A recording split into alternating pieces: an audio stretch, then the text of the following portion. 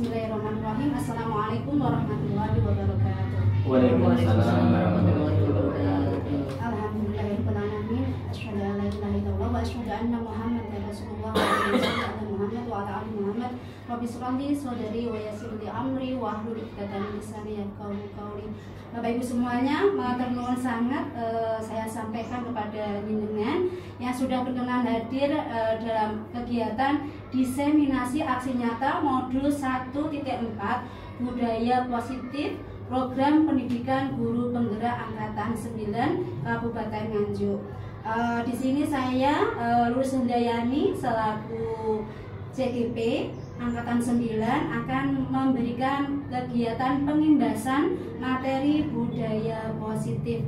Sebelumnya saya ingin tahu dulu gimana kabarnya Bapak Ibu semuanya. Alhamdulillah. Baik. Alhamdulillah. Saya ikut senang kalau semuanya sehat.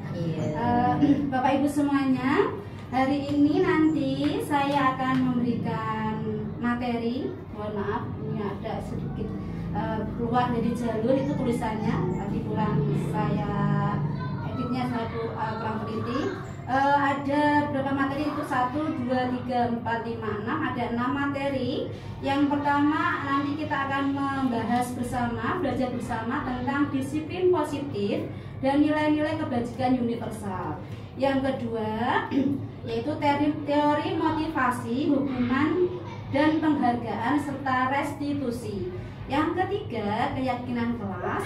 Yang keempat kebutuhan dasar manusia dan dunia berkualitas. Yang kelima ada posisi kontrol. Yang keenam ada segitiga restitusi.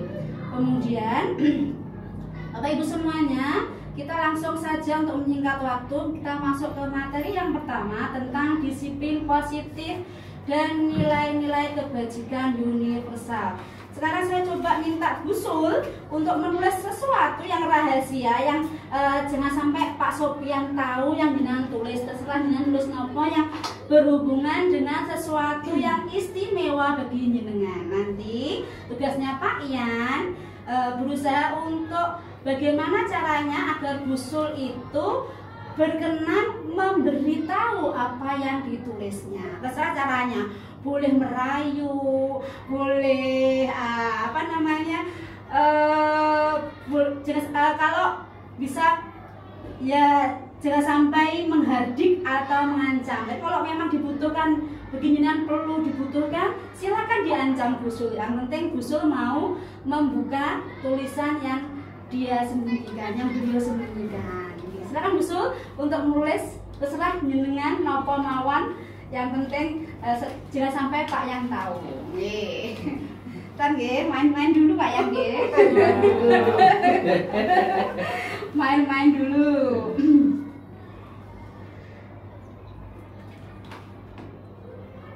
Bu Endang boleh melirik, tapi jangan sampai diberitahu ke Pak Yan, nggih. Tidak kelihatan. Oh, tidak kelihatan. Oke, monggo Pak Yan dimulai. Bagaimana caranya, monggo? Hai Busul. Halo Pak Sofian. Jenengan dan saya itu kan sudah teman lama. Sejak Lepas. tahun 2022 saya mulai pindah ke sini. Saya coba mungkin boleh tahu apa yang di genggaman Busul. Busul boleh menolak. Kalau merasa itu berharga, tidak boleh diketahui, boleh menolak. Dan Pak ya, tugasnya itu harus berusaha supaya Busul mau membuka. Biar pertemanan kita lebih intim. Wah. Jangan ada dusta di antara. Jangan ada yang dirahasiakan. Boleh, Busul kalau sudah menyerah juga gak apa-apa, dikasih tahu. Mungkin dikasih tahu depannya atau kata kunci. Lah, Biar seperti ditebak. itu, biar Ya. ditebak. Pak Sofian juga tidak penasaran. Sepertinya Pak saya kasih awalan hurufnya ya Pak ya. Ya. Coba nanti ditebak. Huruf K. Tentang kita semua yang ada di SDN Hulu 2 ini.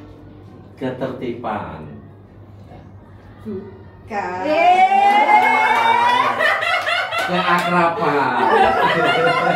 Aduh, semakin penasaran Mas Surya ya. Bukan. Terakhir AN. Beda Pak ya. Kebersamaan. Enggak. Kesetiaan. Kekeluargaan. Betul. Oke, terima kasih teman-teman. Jadi dari praktek yang sudah dilaksanakan oleh Bu Sul dan Pak Yan tadi, intinya itu memberitahu kita bahwa sebenarnya ketika Bu Sul memberitahu Pak Yan, ya, itu bukan karena dorongannya Pak Yan, bukan karena rayuannya Pak Yan, tapi karena dari dalam diri Bu Sul sendiri mau membukakan hatinya, ya, mau membukakan hatinya untuk memberitahu Pak Yan. Jadi sebenarnya yang mengontrol Bu Sul untuk memberitahu Pak Yan itu bukan karena rayuannya Pak Yan, ancamannya Pak Yan, tapi karena dari dalam dirinya Bu Sul sendiri yang ingin membuka rahasianya sendiri. Nah, berkaitan dengan kontrol diri, ini nanti kita hubungkan dengan disiplin. Disiplin sebenarnya dari bahasa Latin yang artinya adalah belajar. Tetapi sekarang yang berkembang di dalam lingkungan kita, ya, disiplin itu dimaknai negatif, yaitu sesuatu yang dilakukan seseorang pada orang lain untuk mendapatkan kepatuhan. Jadi kecenderungan umumnya adalah menghubungkan kata disiplin dengan ketidaknyamanan atau keterpaksaan. Seseorang melakukan ketertiban, kepatuhan itu karena dia mungkin menghindari hukuman atau mungkin tidak enak, ya, seperti itu. Jadi selama ini disiplin itu dimaknai sebagai sesuatu yang dilakukan oleh seseorang pada orang lain untuk mendapatkan kepatuhan karena keterpaksaan, ketidaknyamanan. Bukan karena dia ingin mencapai tujuan mulia yang ada dalam dirinya. Nah, oleh karena itu, ya, ini kaitannya dengan nilai-nilai kebajikan universal, bahwasanya sebenarnya manusia itu punya sifat-sifat positif yang merupakan tujuan mulia yang ingin dicapai setiap individu. Nilai-nilai tersebut bersifat universal, okay?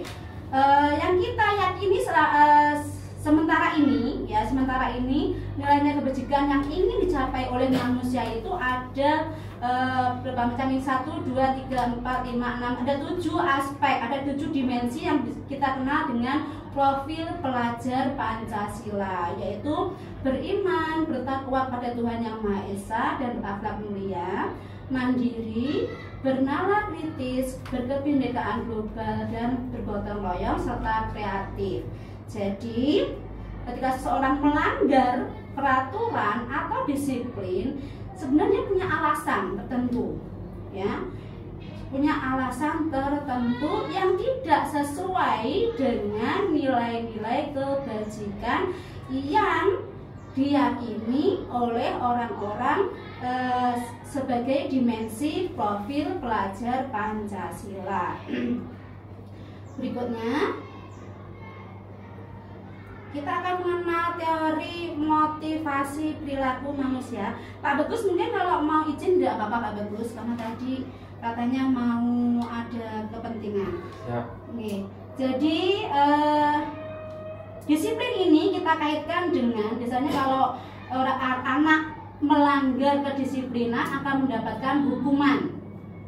Tetapi anak yang disiplin akan mendapatkan penghargaan. Nah, anak melaksanakan sesuatu sesuai dengan ketertiban atau kedisiplinan itu ada teori motivasi yang membuat dia melakukan hal yang melanggar atau menaati ketertiban. Sedangkan restitusi nanti kita akan bahas berikutnya. Ya ini ya, jadi perilaku manusia itu dipengaruhi oleh teori-teori motivasi. Ada motivasi eksternal untuk menghindari hukuman. Jadi manusia itu berperilaku positif karena menghindari hukuman. Ada yang berperilaku positif karena ingin mendapatkan imbalan atau penghargaan. Ada yang melakukan perilaku positif karena ingin dihargai dirinya sendiri atau menghargai diri sendiri, ya. Sebenarnya yang kita tuju, yang paling utama, yang paling sesuai adalah yang nomor 3 ini. Nah, makanya hari ini kita akan belajar bagaimana anak-anak itu mau berperilaku positif, mau disiplin, mau menaati peraturan, tetapi berasalkan motivasinya dari internal dirinya sendiri, bukan karena ingin mendapatkan penghargaan, bukan karena menghindari hukuman. Bagaimana caranya? Bukan motivasi internal atau intrinsik dalam diri siswa supaya patuh pada peraturan karena tidak ada keterpaksaan. Nanti kita akan belajar bersama. Mohon maaf. Nggih. Berizin? Iya. Nggih, monggo. Kak Bagus, silakan. Semoga lancar Pak Bagus. Hati-hati jangan lupa olehnya. Jangan lupa olehnya. Menurut Ki Hajar Dewantara, ya, merdeka itu artinya tidak hanya merdeka tidak diperintah oleh orang lain, tetapi yang dimaksud dengan merdeka itu adalah bisa memerintah dirinya sendiri atau mengontrol dirinya sendiri supaya bisa berperilaku positif. Kemudian di sini ada keterangan dihukum oleh penghargaan. Bukannya penghargaan itu akan membuat orang lebih lebih semangat. Kok malah dihukum ini? Nah, ini pengertiannya di sini adalah ketika kita memberikan penghargaan pada orang lain, ya, itu ternyata ada efek negatifnya, ya. Efek negatifnya apa? Efek negatifnya diantaranya itu akan berpengaruh hanya dalam waktu jangka pendek saja, ya, dalam jangka pendek saja. Jadi aku melakukan ini, ya, dan oleh penghargaan hadiah ini. Nah, seperti itu, hanya sebatas itu saja, tidak sampai bisa menimbulkan motivasi dari dalam dirinya siswa. Seperti itu. Penghargaan tidak efektif karena tidak menumbuhkan kesadaran siswa untuk patuh pada peraturan, tapi hanya ingin mendapatkan balasan saja. Loh, ini Pak, ada penghargaan perusahaan hubungan, ini artinya apa? Artinya bahwasanya kadang anak-anak itu karena sudah terbiasa kita berikan penghargaan, kemudian kita melakukan suatu kegiatan, kemudian tidak kita beri penghargaan akan membuat dia pegel pada gurunya. Biasanya aku loh oleh hadiah, kok gak oleh, berarti guru itu tidak sayang padaku. Nah, seperti itu. Itu adalah efek dari penghargaan yang kita berikan kepada anak-anak karena dia mematuhi peraturan. Jadi tidak hanya hukuman yang memberikan efek negatif, tapi penghargaan sebenarnya juga memberikan efek negatif pada siswa. Berikutnya, sudah ya.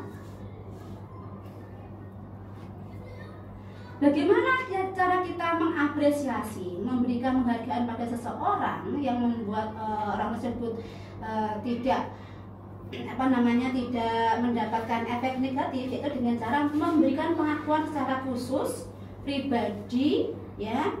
Kemudian secara adil semua murid dapat, tidak hanya itu saja yang kita beri penghargaan, yang kita berikan apresiasi. Kemudian secara konsisten, tidak tidak selang-seling, tapi terus menerus. Kemudian fokus pada proses. Contohnya bagaimana? Contohnya seperti ini. Apresiasi kebajikan secara verbal, ya, bukan hadiah, tapi secara verbal. Seperti ini. Kemarin saya perhatikan rasa empatimu besar sekali pada saat menolong murid baru di kelas kita. Jadi kalau bisa ada aspek pembukanya, kata-kata pembukanya, kemudian nilai kebajikannya kita sampaikan apa nilai kebajikannya. Di situ ada nilai kebajikan rasa empati. Kemudian pada saat situasi apa siswa itu berperilaku positif kita sebutkan. Seperti itu. Ini Ini adalah contoh pemberian apresiasi kebajikan kepada siswa. Ini tidak harus berupa hadiah, tapi bisa apresiasi berupa verbal. Nah, dari beberapa aspek ini, yang nomor 1 itu coba kita tebak termasuk hukuman ataukah konsekuensi. Mungkin Bapak Ibu semuanya kita lanjutkan ya. Nah, coba sekarang kita identifikasi dari beberapa item pernyataan yang ada di layar, manakah yang termasuk hukuman, manakah yang termasuk konsekuensi. Yang satu, yang pertama hukuman, yang kedua hukuman, yang ketiga hukuman, yang keempat konsekuensi, yang kelima konsekuensi, terus apa ya? Hukuman, terus konsekuensi. Oke, kita lihat tebakannya teman-teman. 100 apa? 90 apa 80? Ya, nomor 1 betul tadi hukuman. betul. Oke, yang kedua hukuman betul. Yang ketiga hukuman betul. 100 semuanya nih teman-teman ini. Kemudian yang keempat ada konsekuensi, yang ke-5 ada konsekuensi, yang ke-6 hukuman, yang ke-7 konsekuensi. Kenapa kalau nomor yang 7 tadi termasuk konsekuensi? Karena kok bukan hukuman? Padahal disuruh lari loh itu mengelilingi lapangan basket karena pada saat pelajaran PJOK. Jadi anak biasanya untuk pemanasan lebih dahulu ya, biar tidak kram seperti itu. Berikutnya, apa yang membedakan antara hukuman dan konsekuensi? Biasanya kalau hukuman itu bersifat yang menyakitkan ya, sesuatu yang menyakitkan, kemudian tidak hanya perih, tidak hanya perih di fisik, tapi juga perih di hati. Kata Kak Sofia yang tidak bisa dihapus. Iya, dalam ingatannya. Oke. Kemudian bersifat jangka waktunya lama, panjang, kemudian anak malah benci untuk disiplin, bersifat paksaan, mendorong menyakiti diri sendiri, kemudian menganggap dirinya sebagai siswa yang buruk, ya, pribadi yang buruk. Kemudian anak akan takut untuk berkata jujur, malah menyembunyikan kesalahannya supaya tidak dihukum. Seperti itu ya. Kemudian anak biasanya akan malah lebih marah, kemudian rasa bersalahnya semakin besar, dipermalukan di depan orang banyak, kemudian merasa tidak dihargai. Itu adalah efek negatif daripada hukuman yang kita berikan kepada anak-anak. Kemudian kalau konsekuensi, biasanya itu yang memang harus dilakukan. Karena apa? Karena sudah disepakati apabila melanggar akan mendapatkan konsekuensi seperti ini. Kemudian tidak nyamannya hanya berjangka waktu pendek saja, sebentar saja. Kemudian anak lebih menghargai kedisiplinan. Kemudian anak mendapatkan konsekuensi karena melanggar, ada stimulusnya terlebih dahulu. Kemudian itu anak akan lebih menyesuaikan diri setelah diberikan konsekuensi. Kemudian dia menganggap dirinya akan merasa lebih baik, saya harus berdisiplin. Nah, seperti itu. Tidak malah menyalahkan diri sendiri, tapi akan punya niat untuk memperbaiki diri. Kemudian anak akan lebih belajar mematuhi peraturan. Kemudian kehilangan hak, dibuat tidak nyaman, diasingkan hanya sementara saja. Itu adalah ciri-ciri dari konsekuensi. Nah, sekarang apa itu restitusi? Ini bahasa baru ya, mungkin ya, saya juga baru dengar ini. Restitusi adalah proses menciptakan kondisi bagi murid untuk memperbaiki kesalahan mereka sehingga mereka bisa kembali pada kelompok mereka dengan karakter yang lebih kuat. Nah, jadi anak itu ketika diberikan konsekuensi, tapi nanti dia itu kembali pada kelompoknya, pada teman-temannya, itu menjadi pribadi yang lebih baik lagi. Restitusi juga merupakan proses kolaboratif yang mengajarkan murid untuk mencari solusi untuk masalah mereka. Jadi yang mencari solusi bukan gurunya, tapi dirinya sendiri. Nah, itu akan lebih membuat orang lebih termotivasi dari dalam daripada mencarikan solusinya oleh orang lain. Seperti itu. Saya sebenarnya punya contoh ini, punya contoh restitusi, tapi sebentar ini saya tampilkan dulu perbedaan antara hukuman, konsekuensi, dan restitusi. Kalau hukuman itu bersifat negatif, kalau konsekuensi itu bersifat netral, ya anak negatif ya anak positif. Tapi kalau restitusi itu bersifat positif daripada dua aspek yang tadi. Jadi kalau restitusi itu pertama, siswa itu nanti akan kembali kepada kelompoknya dengan rasa percaya diri, agak minder, tapi dia mau memperbaiki dirinya sendiri. Kemudian yang berikutnya, yang menyelesaikan masalah bukan gurunya, tetapi adalah dirinya sendiri. Itu adalah restitusi. Ini ya, sudah kita lihat aja. Nah, sebelum ke keyakinan kelas, saya punya video sebenarnya. Bentar ya, kemana ya? Bisa saya sampaikan tahapan melakukan segitiga restitusi, yaitu yang pertama adalah menstabilkan identitas.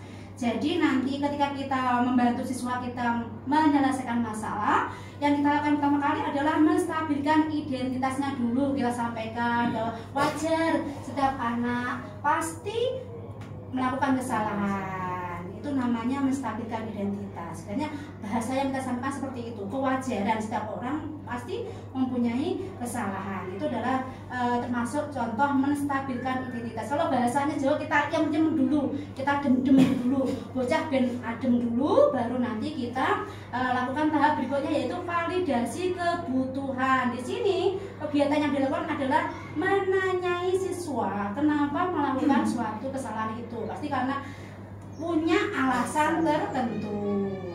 Setelah itu baru nanti kita ajak untuk mencari solusinya bersama. Seperti itu ya. Nah, ini saya berikan contoh video segitiga restitusi yang pernah saya lakukan bersama dengan teman-teman, antara teman-teman dengan anak-anak.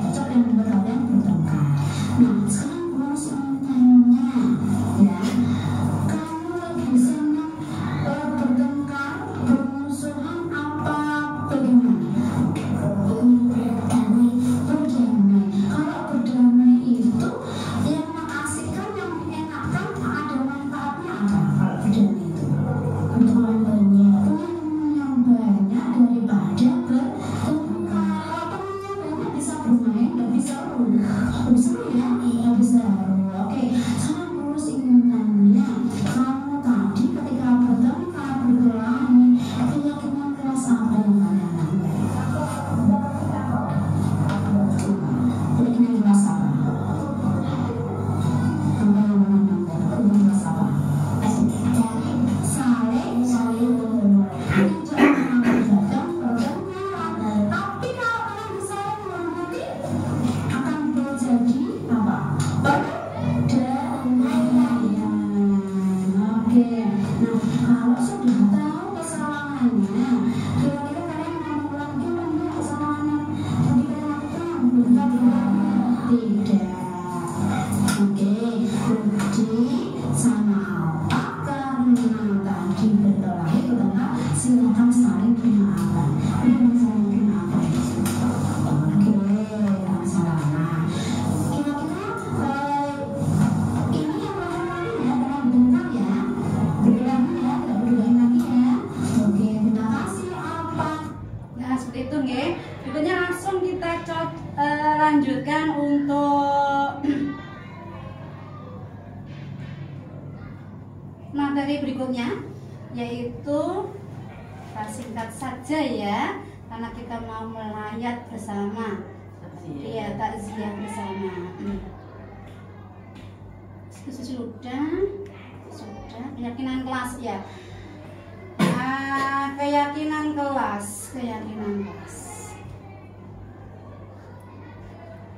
Mengapa kok tidak peraturan saja? Biasanya kan kita kalau di kelas di awal tahun ajaran baru pasti membuat tata tertib bersama dengan anak-anak atau siswa-siswa kita. Kenapa kok sekarang diganti dengan keyakinan?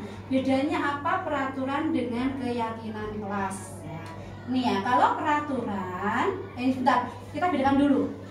Biasanya kita awali dengan teks atau narasi seperti ini.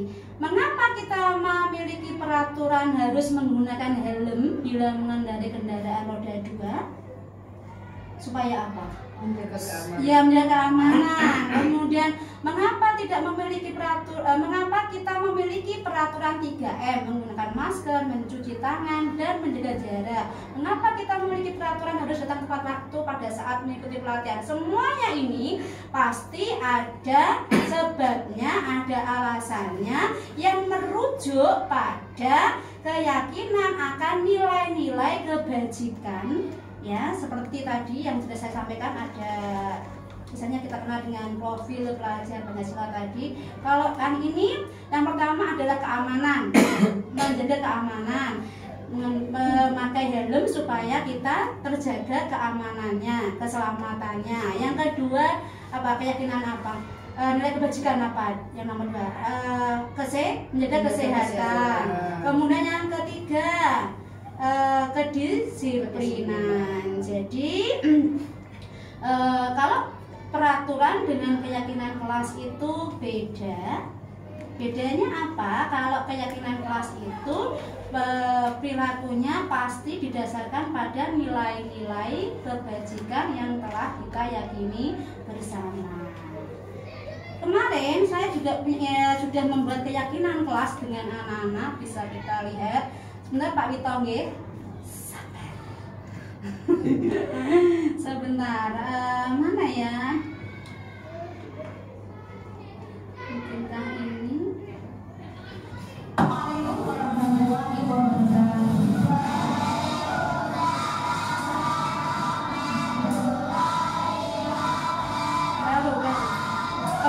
Banyak ini. Coba sekarang kita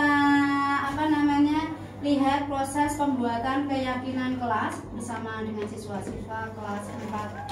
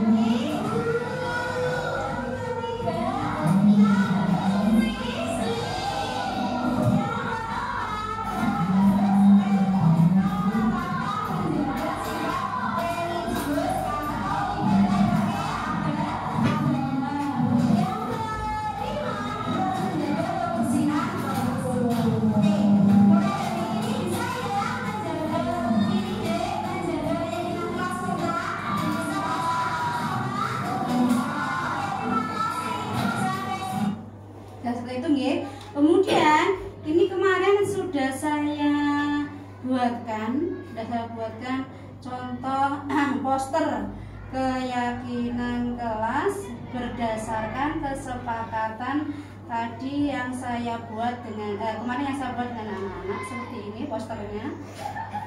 Mungkin nanti bisa kita aplikasikan bersama di kelas kita masing-masing, ya, supaya lebih menarik. Bisa kita buat di Canva seperti itu. Menginjak atau memasuki materi berikutnya. Sudah, ini restitusi sudah.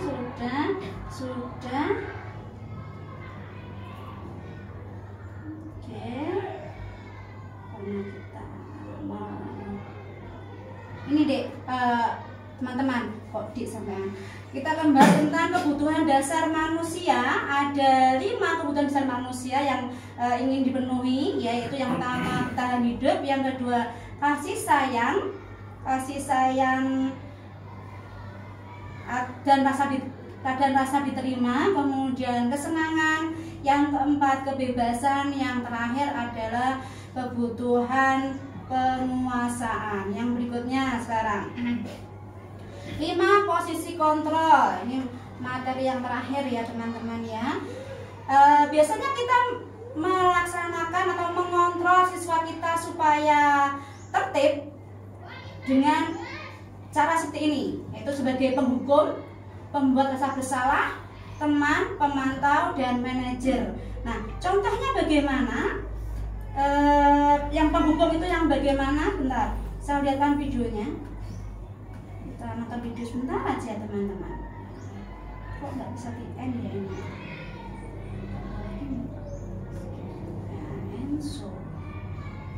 Ini videonya tentang posisi kontrol yang dilakukan oleh adik. Ini macam-macam posisi kontrol yang dilakukan oleh pendidik untuk membuat siswanya disiplin. Salam bahagia ibu dan bapak guru hebat. Dalam penerapan disiplin positif restitusi, salah satu program yang dikembangkan adalah 5 posisi kontrol. 5 posisi kontrol dalam restitusi adalah proses perjalanan seorang pemilik agar dapat mengenali dirinya. Pada video kali ini, kita akan membahas tentang 5 posisi kontrol yang dikembangkan oleh Diane Rosen dan contoh penerapannya.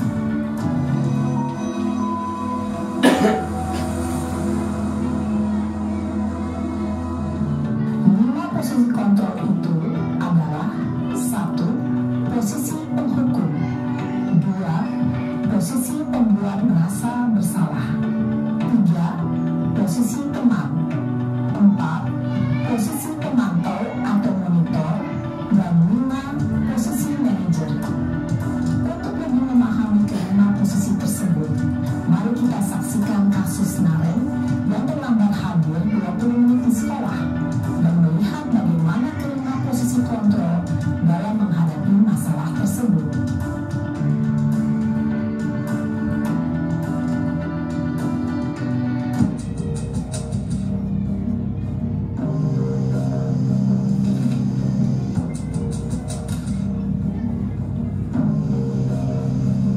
Naren! Sini kamu! Selamat pagi Bu. Selalu terlambat. Kamu deh, pasti terlambat. Maaf Bu, saya Apa? Apa coba? Alasan kamu apa lagi? Kapan sih kamu tidak terlambat? Malas sekali ya kamu jadi anak. saya Dasar pemalas.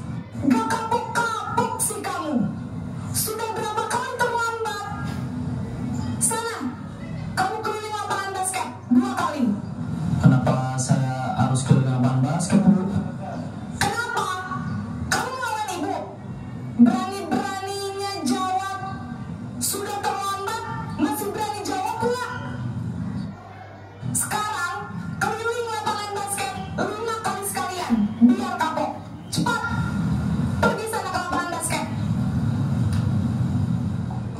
Posisi penghukum biasanya berbicara dengan nada tinggi, menghardik, menunjuk-nunjuk, menyakiti, dan menyindir. Hukuman bisa berupa fisik maupun psikis.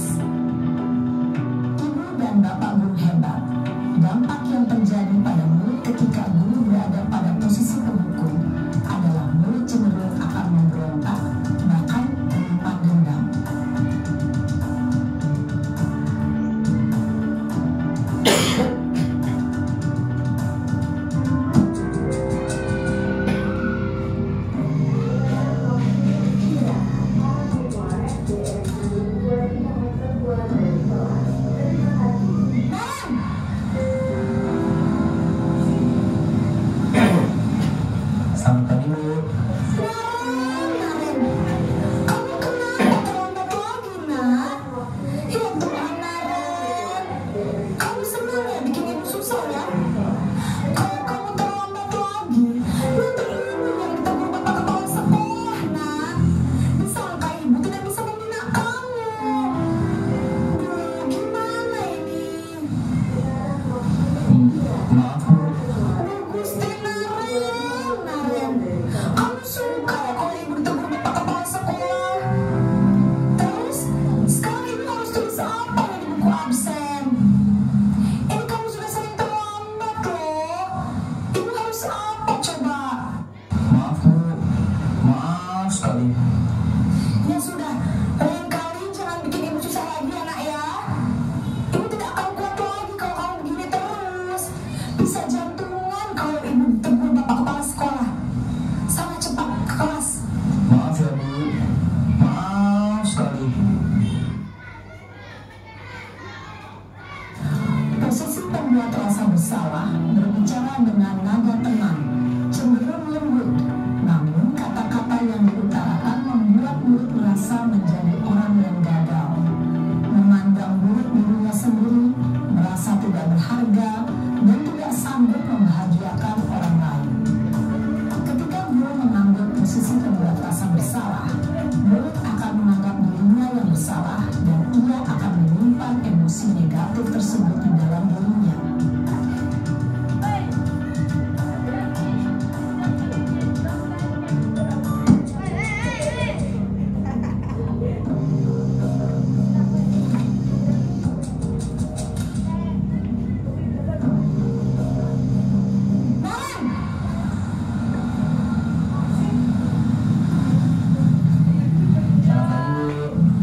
Wah, sudah jam berapa ini nak?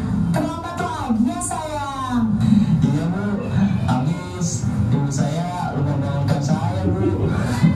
Kamu malah menyalahkan ibu kamu. Kamu bukannya anak yang larinya paling kencang.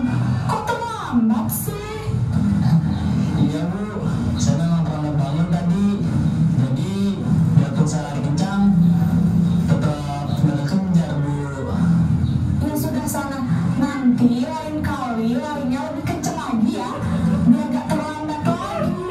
Bikin seneng ibu, demi ibu, bisa kan? Bisa lah Bu. Ya sudah sana masuk kelas, ibu beresin urusan absen kamu. Kamu ini ada-ada saja. Dalam posisi teman, guru berbicara dengan nada suara ramah, akrab, cenderung bersenda gurau untuk menjaga suasana tetap santai. Murid akan merasa senang, aman, dan akrab dengan guru. Identitas yang tercipta adalah identitas sukses atau berhasil. Namun, perlu diingat, karena ini masih dorongan eksternal, maka ada faktor ketergantungan dari murid kepada orang tertentu. Di sini, guru absennya, sehingga di lain waktu, murid bisa berperilaku baik, namun hanya kepada orang-orang tertentu saja.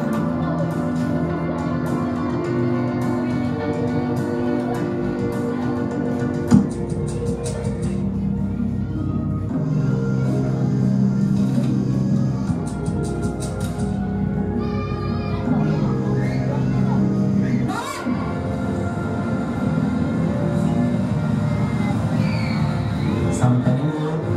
Naren, apa peraturan sekolah kita tentang jam berapa kita harus masuk sekolah, nak?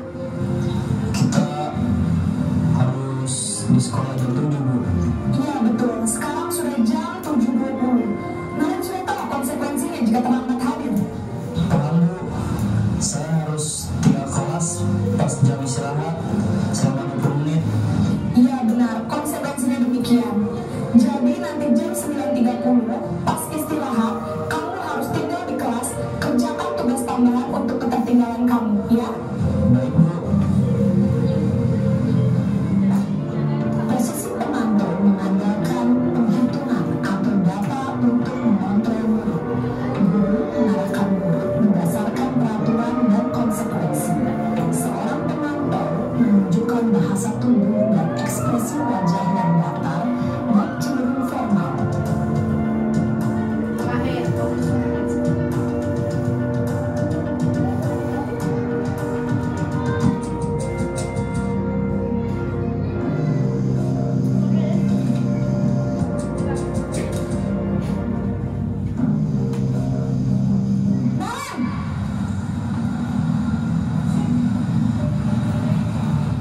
Selamat pagi Bu.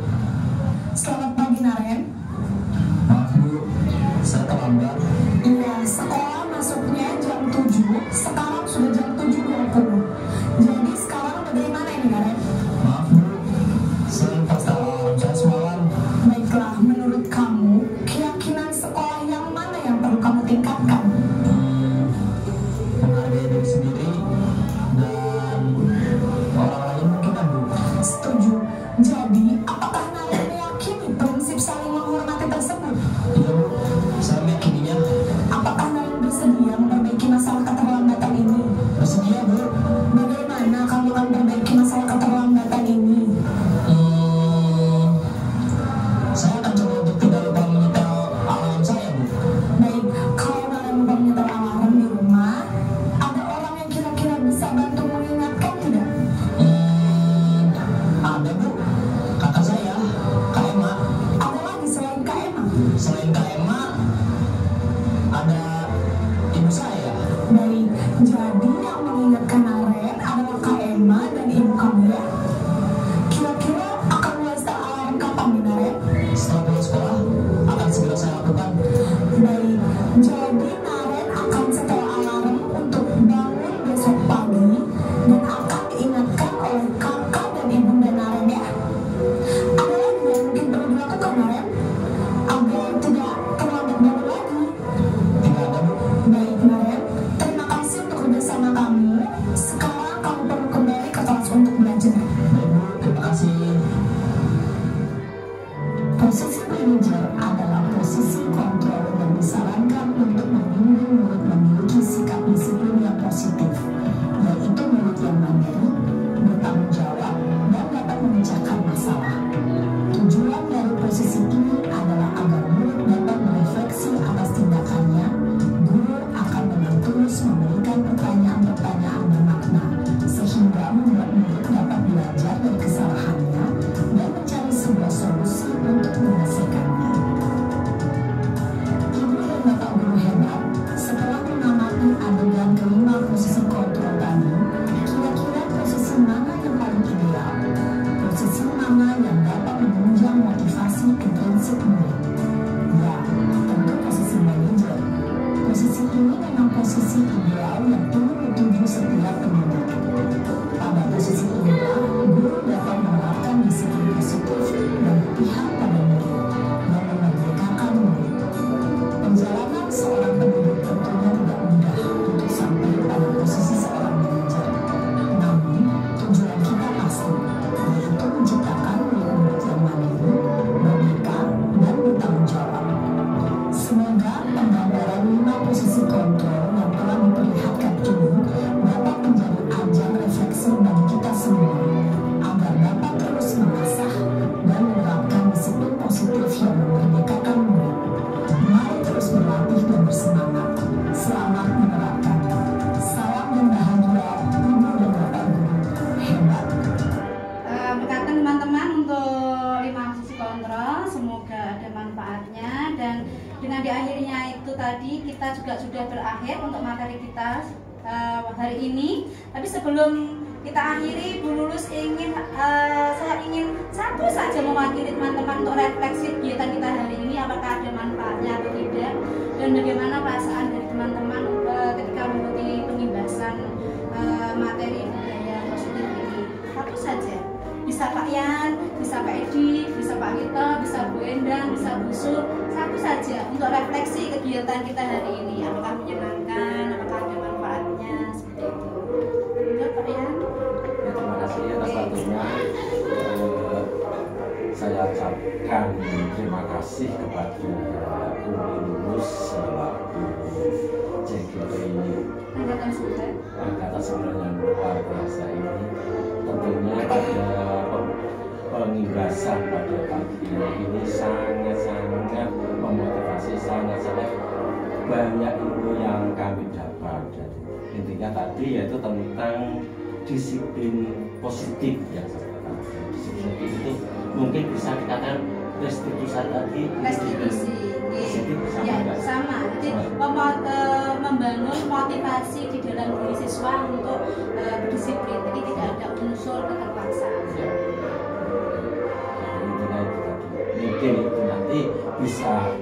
kami balik ke kelas kami masing-masing, bagaimana kami menjadi posisi pendidik yang ideal, itu posisi manajer aja, yang mana mampu membangun anak didik kami untuk mempunyai kesadaran diri, untuk bisa menjadi disiplin yang positif tadi. Terima kasih banyak atas ilmu yang diberikan di situasi pengimbasan ini. Ya, terima kasih Pak Sofyan atas refleksinya. Alhamdulillah kegiatan kita juga sudah berakhir. Semoga apa yang diharapkan oleh Pak Sofyan tadi, bahwasanya kegiatan ini bisa membawa manfaat untuk kita sebagai pendidik dan untuk anak-anak kita semuanya. Semoga bermanfaat juga. Dari saya cukup sekian. Ada kurang lebihnya saya mohon maaf. Saya lagi semoga kegiatan ini bermanfaat untuk kita semuanya. Amin. Amin. Kita akhiri dengan bacaan hamdalah bersama-sama. Alhamdulillah. Dari saya kurang lebihnya mohon maaf. Assalamualaikum warahmatullahi wabarakatuh. Waalaikumsalam warahmatullahi wabarakatuh.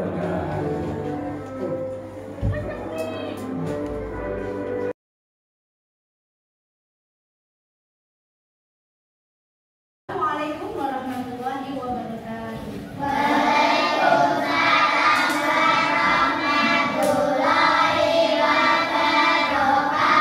Apa kabarnya hari ini anak-anak? Baik. Alhamdulillah.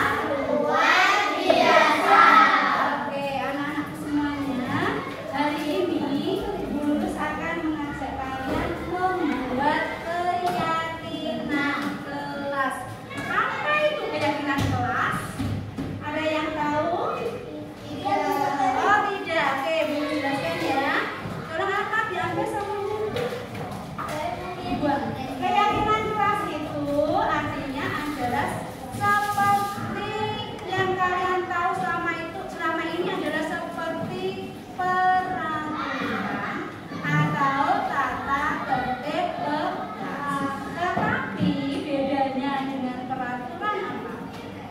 Kalau keyakinan kelas itu adalah kesepakatan bersama yang dipatuhi oleh